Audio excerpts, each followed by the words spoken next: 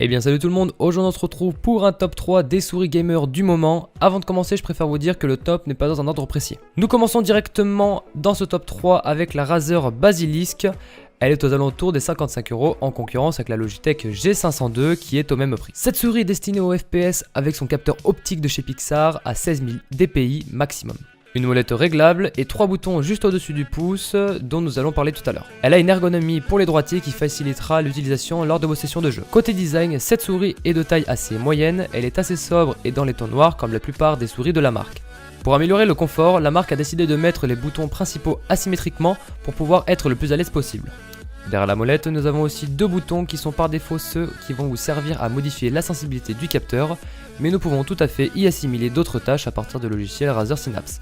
Côté gauche de la Razer, on va trouver deux boutons supplémentaires au niveau du pouce ainsi que cette fameuse gâchette qui sont souvent apparentes chez d'autres marques.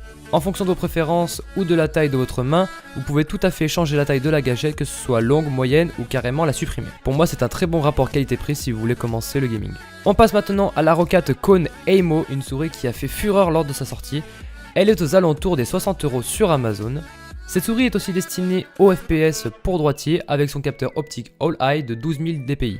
Parlons design, elle a été mise au goût du jour avec ses bandes RGB intégrées pour fêter les 10 ans du modèle. Son allure agressive et sobre à la fois, Roccat a décidé de rajouter un bouton supplémentaire sous le pouce. En ce qui concerne le dessus de la souris, on a toujours les boutons principaux et une molette 4D avec le défilement vertical et horizontal, ce qui nous offre deux macros en plus. Derrière la molette, nous avons deux boutons supplémentaires qui nous permettra de varier le DPI de 100 à 12 000 par défaut, ou alors les inclure comme macro dans le logiciel de Roccat.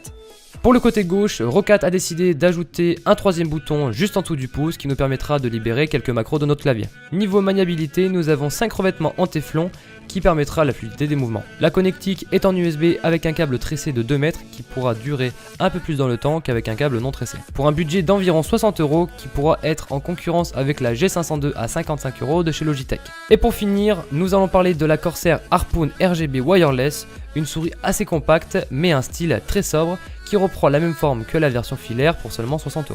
La souris est uniquement dans les tons noirs avec une construction en plastique qui la rend brillante à la lumière. Visiblement, Corsair ont voulu faire une souris simple et épurée pour une utilisation à destination des joueurs.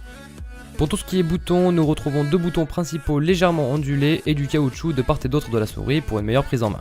Entre elles se trouve une molette avec un revêtement en caoutchouc aussi, avec d'écran pas trop dur ni trop leste à destination des gamers. Sur le côté gauche, nous trouvons aussi deux boutons programmables comme 90% des souris à l'heure d'aujourd'hui. Nous pourrons bien sûr les programmer avec le logiciel de Corsair. Pour le dessous de la souris, nous retrouvons 4 patins en téflon qui permettra la meilleure précision possible ainsi qu'une meilleure fluidité. On aura aussi un interrupteur permettant de passer du filaire au Bluetooth et en 2,4 GHz, 1 milliseconde de temps de réponse. Pour l'autonomie de la souris, elle m'a énormément surprise, c'est qu'elle tient plus de 30 heures en 2,4 GHz et l'éclairage RGB activé. Et si on la passe en Bluetooth sans l'éclairage, on fera les 60 heures d'autonomie facilement.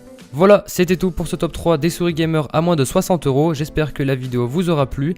N'hésitez pas à me dire votre ressenti en commentaire, est-ce que vous voulez que je fasse lors de ma prochaine vidéo et je me ferai un plaisir de la faire. N'oubliez pas le like pour me soutenir et moi je vous dis à la prochaine, ciao.